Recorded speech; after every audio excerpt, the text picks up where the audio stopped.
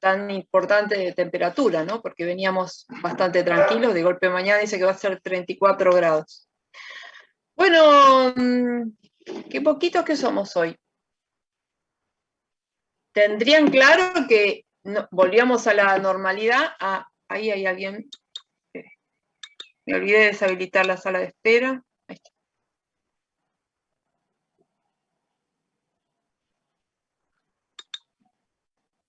Ahí está, se está sumando otra compañera.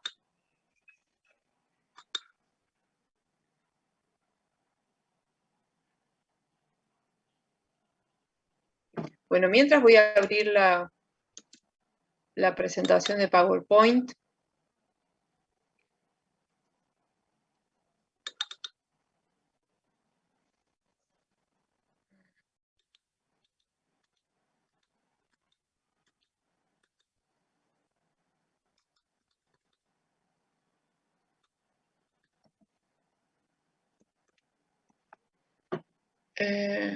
Registro de clase. Bien. 1, 2, 3. 1, 2, 3. 4 clases. El 25 es el segundo parcial, ¿no? Ajá, bien, sí. 1, 2, 3. Bien, estamos bien, estamos bien. Bueno, nos vino bien la clase más larga de la semana pasada. Bueno, les voy a compartir ahora sí la presentación. ¿Se acuerdan que el jueves pasado, cuando nos vimos, terminamos hablando de las topologías de las redes, ¿no? Y habíamos hablado de la topología de estrella, la topología de bus y la topología de anillo. Bien. Hoy vamos a hablar de dos maneras diferentes en las que funcionan la comunicación en las redes. La primera que vamos a hablar es básicamente sobre todas las cosas para entender las diferencias y las ventajas de la segunda. La conmutación de circuitos o circuit switching, como figura en la bibliografía, es una modalidad que sirve para conectar dos nodos de una red. En este caso, la conexión que va a haber entre esos nodos se... digamos, no sé quién está hablando. Por favor, ¿pueden silenciar? Gracias.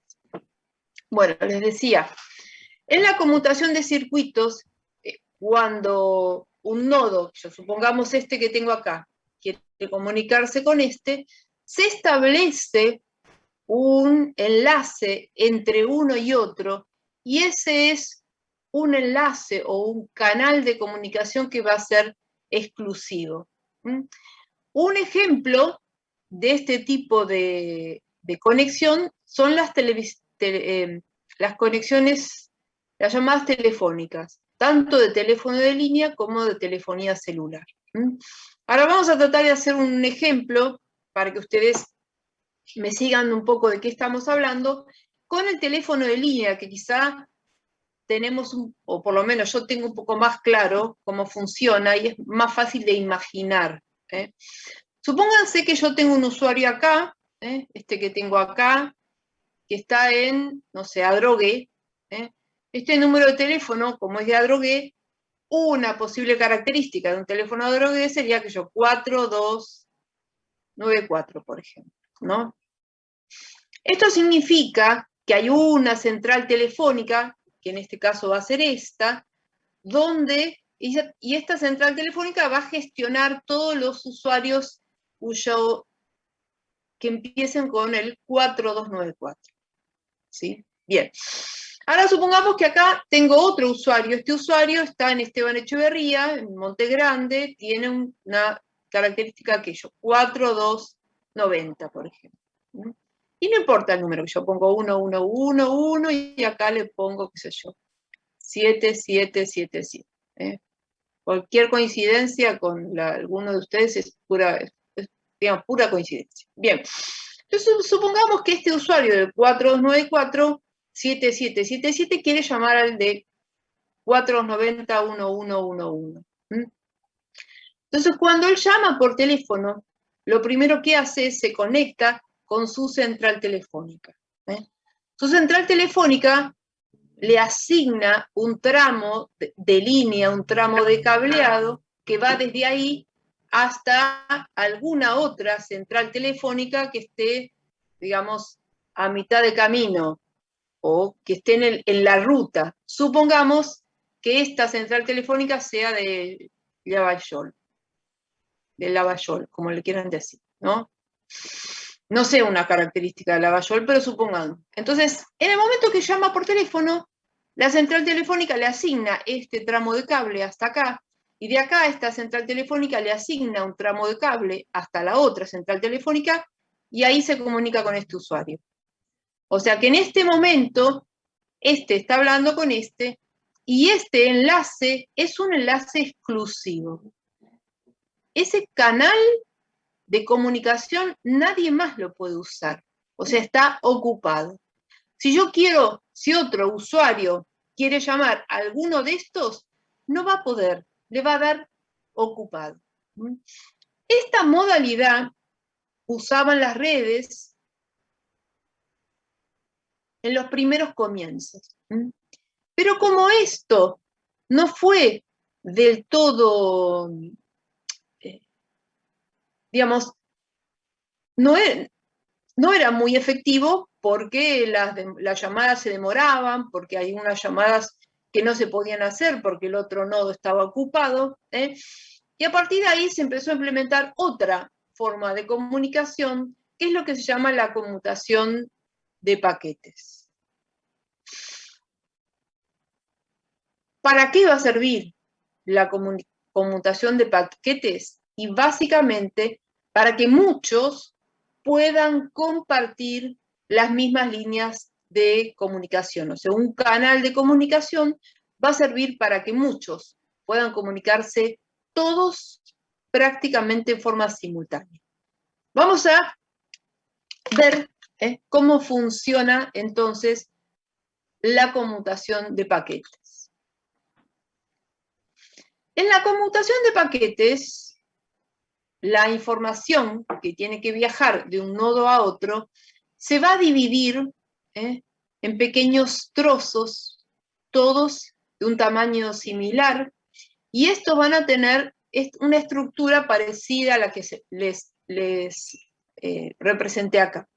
En principio tiene un encabezado, que también se llama cabecera, donde hay información que sirve para el traslado de la información y también sirve para reconstruir la información.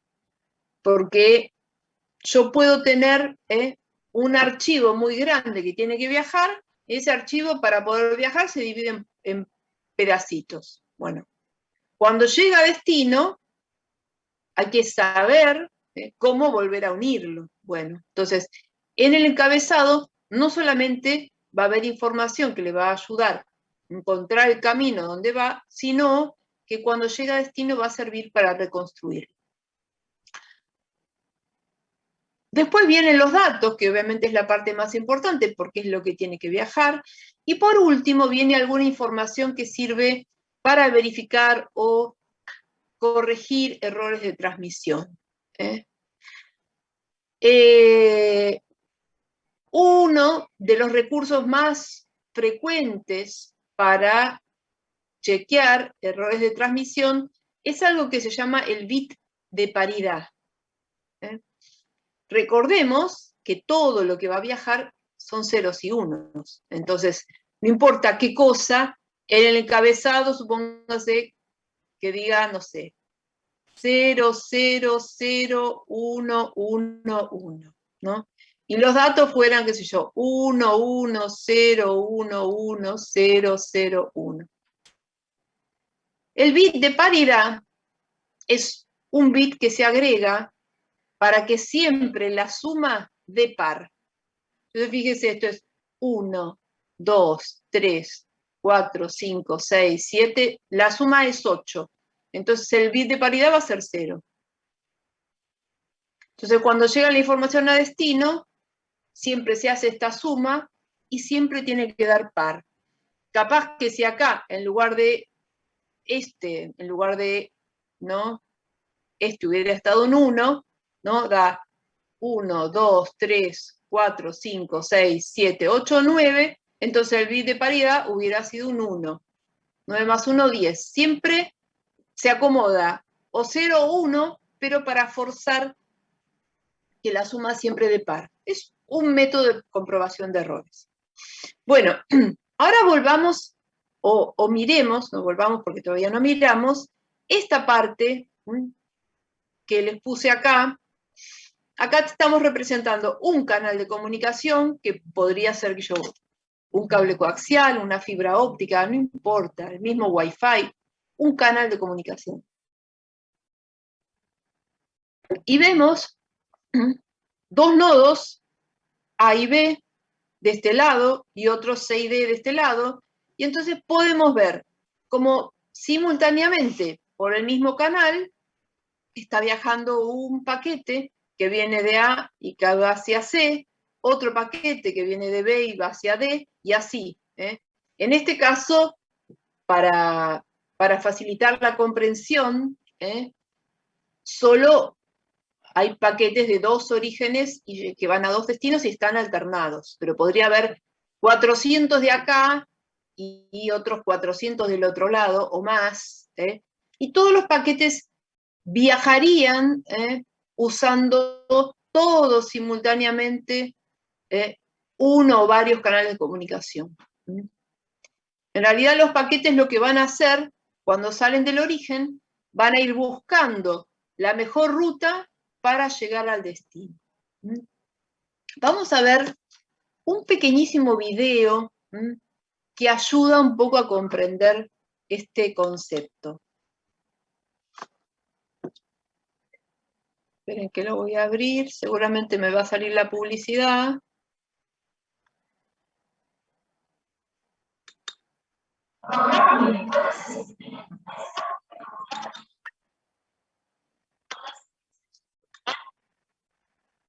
Bueno, ahí está.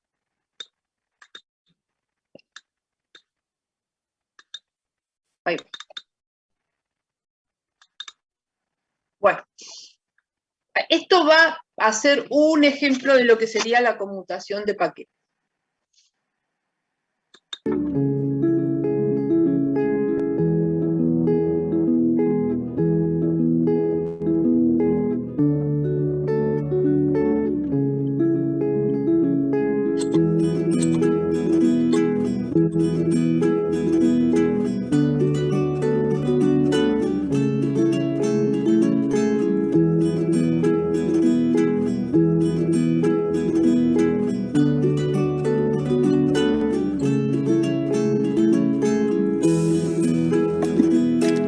Fíjense que los paquetes van por cualquier camino. Cuando llegan a destino, ¿qué hacen?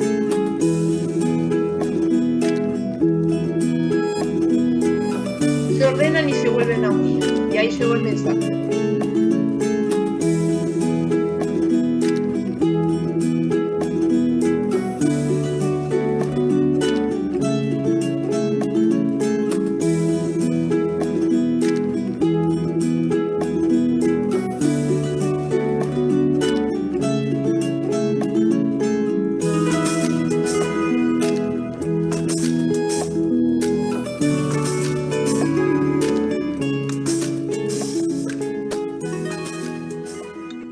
Acá lo que vimos en esta última parte es que el ejemplo muestra dos personas que le mandan un mensaje a Roberto en este caso, y vemos que los paquetes van viajando por cualquier lugar de la red. Esto es un ejemplo absolutamente mínimo de lo que realmente ocurre en Internet. Piensen que cada uno de ustedes en este momento está conectado a un cable que les da su proveedor de internet, y ese cable están conectados todos los usuarios, y los paquetes de todos los usuarios viajan todos mezclados por ese mismo medio de transmisión. Bien. Esto no. Bueno, entonces vamos a... La mayoría de estas cosas ya se las dije. Vamos a pasar en limpio, porque si me olvidé algo. Dice, bueno, el intercambio de información entre dos puntos se realiza en bloques de información con un tamaño específico llamado paquetes. El emisor divide la información en paquetes y a esos paquetes van a tener en la cabecera, ¿qué cosa? La dirección de origen, la dirección de destino, lo que se llama un número de prioridad, que sería el número que después sirve para reordenar y volver a unir el mensaje original. Camila, no sé, no estás hablando, pero hay ruido. Fíjate si puedo silenciar. No sabía que tenía el micrófono prendido. Sí, bien. Entonces, ¿cuáles van a ser la ventaja de la conmutación de paquetes con respecto a la conmutación de circuitos? Bueno, mayor eficiencia en el uso del canal de comunicación. Es decir, muchos se pueden comunicar simultáneamente. Las llamadas o la comunicación entre un punto y otro no se va a bloquear. A lo sumo va a ir más lento. Eso es la única cosa. Y por otro lado, permite que estaciones de diferentes velocidades se puedan conectar. No necesita, digamos, claramente sincronizar el emisor y el receptor para que pueda haber una transmisión. Bien. Vamos entonces, ahora, a hablar un poco de algo que ya habíamos anticipado hace, bueno, no sé si fue la última clase, pero vamos a ir un poco para atrás, bastante para atrás. No, falta mucho. Acá. ¿Se acuerdan cuando dijimos que los elementos de un sistema teleinformático o de una red informática eran los nodos, de los que ya hablamos, los medios de transmisión, que también hablamos, los equipos y circuitos específicos, que hasta acá hablamos del módem y del router? Bueno, ahora vamos a hablar de los protocolos, que acá dice método de envío de señales, pero básicamente los protocolos son acuerdos que hay entre los dispositivos que se van a conectar para que la conexión sea posible. Siempre pensamos, un protocolo es un conjunto de normas que hay que seguir para permitir el funcionamiento de una cierta actividad. En este caso, que tantas computadoras se puedan conectar, comunicar tan fluidamente, bueno, es gracias a los protocolos que regulan esta actividad. Bien. ¿Qué cosas van a definir los protocolos? Bueno, innumerables cosas. Entre esas, por ejemplo, la sintaxis. Es decir, de qué manera se escribe cuando un nodo le quiere mandar un mensaje a otro. ¿De qué manera se van a sincronizar cuando haya que sincronizar la comunicación? ¿De qué manera se van a recuperar los errores?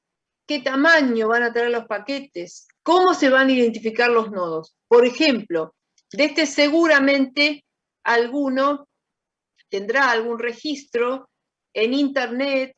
Los nodos se identifican a través de algo que se llama la dirección IP o número IP. Seguro más de uno, esto, aunque no sepamos bien qué es, lo habrá escuchado nombrar. Bueno, esto es parte de lo que va a decir, lo que dice uno de los protocolos que vamos a ver, que es el protocolo IP. Y los protocolos se pueden implementar a veces por hardware, Vieron que en la otra clase hablábamos del cable Ethernet. Bueno, Ethernet es un protocolo que dice que el cable para las redes es ese que vimos que tenía 4 pares, ese tipo de cable UTP, ¿se acuerdan? Que tenía 4 pares, que yo se los mostré, ese de color amarillito. También puede ser implementados por software, es decir, este protocolo seguramente les va a resultar familiar, el protocolo HTTP o el HTTPS, son 2 protocolos que se usan con las páginas web, ¿sí? Bien, la transmisión que se hace de un servidor a una computadora como la nuestra, a nuestro teléfono celular, para transmitir una página web, sigue este protocolo, o alguno de estos dos, el HTTP o el HTTPS, ¿sí? Y en otras circunstancias, la implementación de los protocolos tiene que ver con algunos elementos de hardware y con otros elementos de software, o sea, hay un poco de cada uno. Nosotros particularmente, perdón, pensé que venía la otra diapositiva. Bueno, hay una clasificación que vamos a hacer de los protocolos, que por un lado hay protocolos que están orientados a la conexión y otros que no. Los que están orientados a la conexión, la transmisión es controlada. Es decir, supongamos que yo tengo acá el nodo emisor, lo tengo acá, y acá tengo el nodo receptor, ¿no? El nodo emisor manda, no sé, supongamos que acá tengo el medio de transmisión, ¿no? Manda un paquete, le voy a poner un 1, manda otro paquete, manda otro paquete, ¿sí? Mando 3 paquetes, van viajando del emisor al receptor. Cuando el paquete llega a destino, el receptor envía lo que se llama un acuso de recibo. Es decir, le avisa que llegó el paquete. De cada uno de los paquetes manda un acuso de recibo avisando que llegó. ¿Por qué? Porque el protocolo del emisor tiene que asegurarse que todos los paquetes lleguen a destino. Y si todos los paquetes no llegan a destino, aquel que no llegó, ¿qué va a tener que hacer? Lo va a volver a transmitir. En este caso de controlar, para hacer este tipo de transmisión, es necesario hacer una cierta sincronización entre el emisor y el receptor. Entonces, una vez que se hace esta sincronización, la transmisión va a viajar, los datos van a viajar como un flujo de datos. O sea, cuando hablamos de un flujo de datos, piensen en un flujo de agua que es como algo constante, ¿sí? Bueno, el flujo de datos va a ser paquetes de datos que van a viajar en forma fluida desde el emisor al receptor. Por el contrario, los protocolos no orientados a la transmisión, el emisor y el receptor, digamos, en principio el emisor le manda datos y no le avisa. Por otro lado, el receptor recibe los datos y tampoco avisa. En este caso, los datos no se va a mandar como un flujo de datos, sino como un bloque. Un bloque de datos, siempre el bloque va a tener un tamaño predeterminado. No es como los paquetes que no se sabe si van a viajar 2 paquetes, 40 paquetes, 300 paquetes. No, el bloque es un único bloque de tamaño estipulado y ya está. Ahora, lo más importante entre uno y otro es, por un lado, el no orientado no hace ningún tipo de control. También porque el envío de información a lo mejor es más esporádico. No es algo constante y fluido. Bien. ¿Alguna pregunta hasta acá?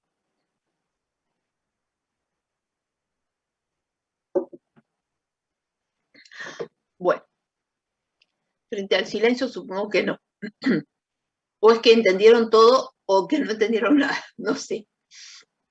Ustedes me dirán. Bien, como siempre suelo decir, traten de leer el material, de revisar la clase, aunque sea leer los resúmenes, esos que están en el Classroom, antes de la clase, para que cuando ustedes escuchan la clase no les resulte tan ajeno. Y también, si uno revisa lo que se vio en la clase anterior, antes de empezar la clase, me pueden consultar de alguna duda que tengan. Porque después viene la última clase antes del parcial y están, digamos,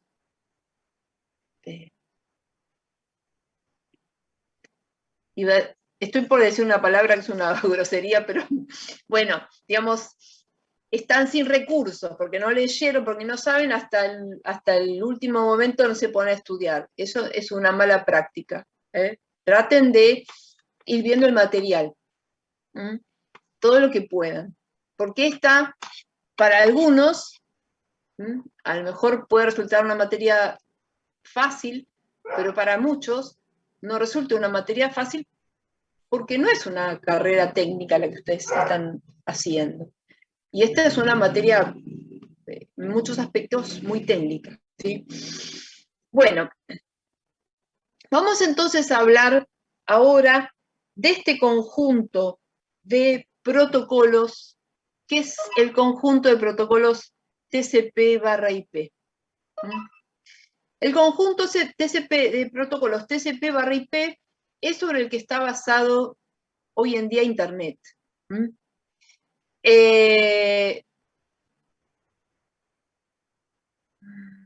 Acá, disculpen.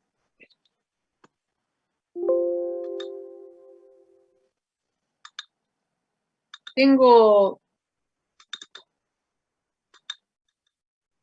el otro día hice una modificación sobre esta diapositiva. Ya sé que pero se ve que no lo guardé. Ahí lo guardo. Y ahora les vuelvo a compartir.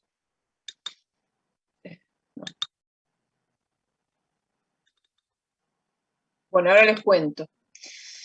Acá decía que este es anterior y surgió con Internet. Y es anterior se está refiriendo a otro, que yo lo saqué. En la bibliografía van a ver que hay un modelo que se llama el modelo OSI y otro modelo que es el modelo TCP/IP. El modelo OSI no lo vamos a ver. Solo había modificado y ese pedacito me quedó y no me di cuenta. Bien. Vamos a hablar entonces del modelo. ¿Por qué no vamos a hablar del modelo OSI? Porque básicamente hoy en día la gran mayoría de las redes trabaja con el modelo TCP/IP. Bien. El modelo TCP/IP o este conjunto de protocolos surgió de la mano de Internet y se fue construyendo desde el año 1970 y más o menos estuvo, digamos, más o menos formado, definido ya entrando en la década del 80. En principio eran solamente dos protocolos, que eran el TCP y el IP. Hoy en día son más de 100 protocolos. Y vamos a hablar de este justamente porque es el que es más utilizado en la actualidad. Acá dice que se divide en 4 capas. Van a ver, cuando vayan a la bibliografía, que el otro modelo se divide en 7 capas. Bueno, entonces vamos a ver este que se divide en 4 capas. En principio, ¿por qué se divide en capas? Bueno, se divide en capas porque el problema de la comunicación, la transmisión de datos en las redes es un problema muy complejo. Y en general, una buena estrategia para abordar un problema complejo es separarlo en problemas más sencillos. Esta es una primera idea subyacente en este tema de las capas. Ahora, también separar en capas permite que diferentes empresas, diferentes desarrolladores puedan hacer nuevos protocolos que solo tengan que ver con una de estas capas. Lo importante es cuidar la comunicación entre una capa y otra. Para que ustedes tengan idea, acá donde dice, fíjense, dice nivel de aplicación, con el nivel de aplicación van a estar en contacto justamente las aplicaciones que uno usa. Por ejemplo, el navegador, ¿no? Piensen de todos los programas que ustedes utilizan a través de los cuales se conectan a Internet. El navegador, el Zoom, Netflix, Spotify, la aplicación de Instagram, la aplicación de Facebook, el WhatsApp, todas esas son aplicaciones que van a trabajar en contacto con este nivel que es el nivel de aplicación. El nivel de aplicación va a recibir los datos que ustedes le dan, le va a hacer, digamos, una cierta transformación a esos datos y se los va a pasar al nivel que sigue, que es el nivel de transporte. El nivel de transporte es el encargado, por ejemplo, de dividir los paquetes, como vimos recién, de controlar que los paquetes lleguen a destino. Este también le va a hacer una modificación a los datos, ¿y qué va a hacer? Se los va a pasar a la otra capa, que es el nivel de Internet. El nivel de Internet es el que va a determinar la ruta por donde tienen que viajar los datos, y este también le va a hacer una cierta transformación a los datos que tienen que viajar, y se los va a pasar al nivel de red. Y el nivel de red es realmente ya cuando viajan los impulsos eléctricos, los ceros y los unos, o las ondas que ustedes vieron, que estuvimos viendo. Es solo transmisión de ceros y unos. Ahora, supónganse que ustedes están acá, ¿no? Ustedes están acá, están con el Zoom, ¿no? Alguno, por ejemplo, está hablando, me habla a través del Zoom. Entonces, esto pasa todo por estas capas, viaja hasta el servidor de Zoom, y cuando llega al servidor de Zoom, en realidad va a ser el camino inverso. Va a entrar, ¿en qué capa? En la capa de acceso a red. De la capa de acceso a red va a pasar a la capa de Internet. De la capa de Internet va a pasar a la capa de transporte, y la de la capa de transporte va a pasar a la capa de aplicación. Y en la capa de aplicación va a estar la aplicación que está funcionando en el servidor de Zoom, que recibe lo que ustedes, o por ejemplo, lo que estoy hablando yo, imagínense que esta soy yo, que es más fácil, ¿no?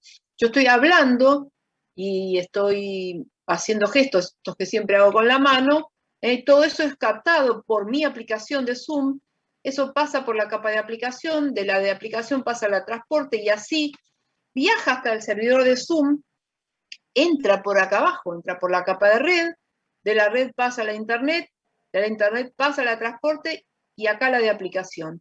Y acá, ¿qué es la aplicación que está?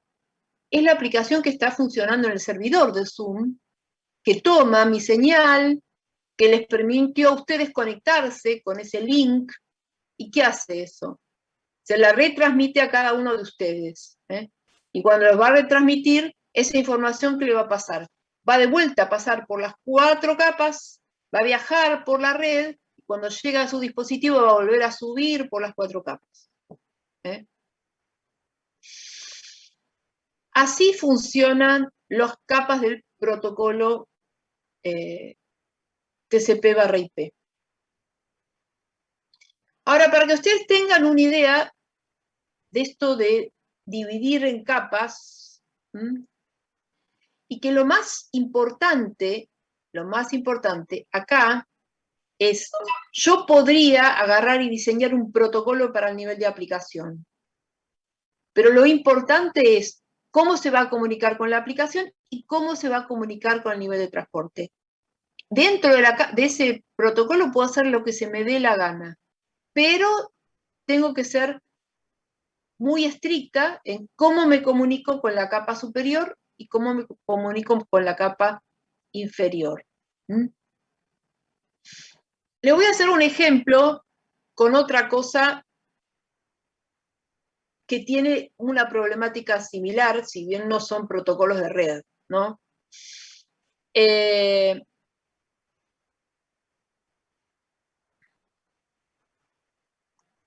No me está haciendo caso. Ahí está. Bueno, supónganse, no sé, que a mí se me ocurre fabricar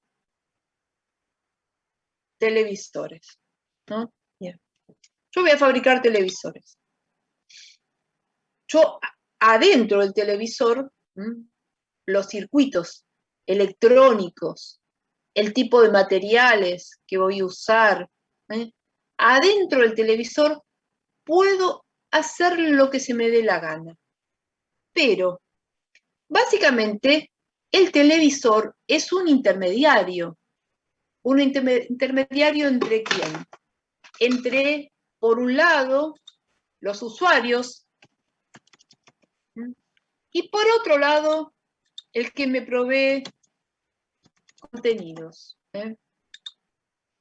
Todos sabemos que hoy en día los contenidos que me va a reproducir un televisor suelen venir en formato digital.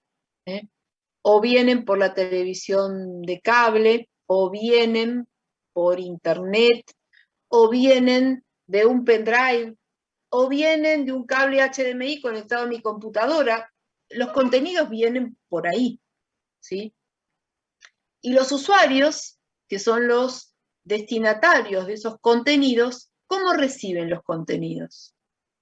Y los van a recibir por la pantalla y los parlantes, ¿sí? Bien. Entonces, si yo hago televisores, en realidad, en este esquema hay tres elementos. Por un lado están los contenidos, está mi televisor y están los usuarios. Si yo quiero hacer un televisor, sí o sí hay tres cosas elementales que tienen que ver con la comunicación con el usuario que tienen que tener. ¿Qué cosas sí o sí tiene que tener un televisor? A ver. Para comunicarse con los usuarios, con ustedes. ¿Qué cosas tiene un televisor?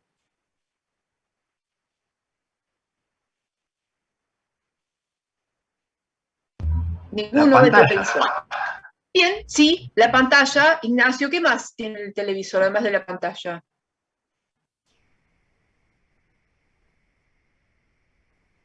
El audio. Bien, un parlante, pantalla, parlante. Y además tiene un control remoto, ¿sí? Que, vamos a poner así, control, ¿no? El control remoto. O sea, si yo fabrico un televisor, obvio que le tengo que poner una pantalla, porque si no nadie lo va a comprar, un buen sonido y tiene que tener un control remoto. Eso sí o sí lo tengo que hacer. Ahora, dentro del televisor hago lo que se me dé la gana. Pero del otro lado, hay otro que me da a mí los contenidos. ¿Y cómo me los da? Y, por ejemplo, si es por el cable, debería tener un conector de cable coaxial que es así redondito como esto, ¿sí? Después debería tener, no sé, un puerto USB, algo parecido a esto. Después debería tener, no sé, algo así, la conexión de HDMI. Y después debería tener, hoy en día sí o sí, una placa de Wi-Fi. ¿no? Mínimo. Es lo que mi televisor debería tener. ¿Para qué? Para comunicarme con el que me provee los contenidos. ¿Sí? Entonces, ¿por qué les traigo este ejemplo? Porque en este ejemplo de la televisión, en realidad, son los contenidos que tienen que llegar a los usuarios, que somos nosotros. Pero en el medio está el televisor. Bueno, el que hace el televisor tiene que sí o sí seguir estrictas normas de cómo va a recibir los contenidos. Ahora dentro del televisor hace lo que quiere. Y tiene que seguir estrictas normas de cómo se va a comunicar con el usuario. Esta misma dinámica ocurre en las capas de los protocolos. El que trabaja en la capa de transporte, adentro de la capa de transporte, hace lo que quiere, pero se tiene que cuidar de cómo tiene que seguir estrictas normas para comunicarse con la capa de aplicación y tiene que seguir estrictas normas para comunicarse con la capa de Internet, ¿no? Quería volverles acá para que vean, ¿sí? Supónganse este que está en el medio de estas dos. Bueno, acá en esta comunicación y en esta comunicación es donde tiene que poner el mayor énfasis. Si cada desarrollador es cuidadoso con eso, va a desarrollar una herramienta que va a ser eficiente y va a permitir la comunicación y va a ser utilizada, porque cada uno en sus transmisiones utiliza algunos protocolos, todos utilizan los mismos, pero en otras capas se utilizan diferentes protocolos. Y también hay protocolos que van surgiendo, nuevos, y hay protocolos que se usaban en otra época que empiezan a dejar de utilizarse. Y esto tiene que ver con la evolución que va teniendo la red. Pero siempre, siempre, esos protocolos que van apareciendo y otros desapareciendo, tienen que ver con alguna de estas 4 capas. Y cumplen este tema de esta modularidad que les estaba explicando recién. Bien.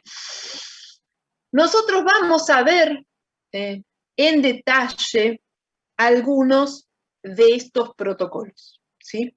Bien, vamos a hacer un pequeño intervalo, 5 minutitos, y después seguimos.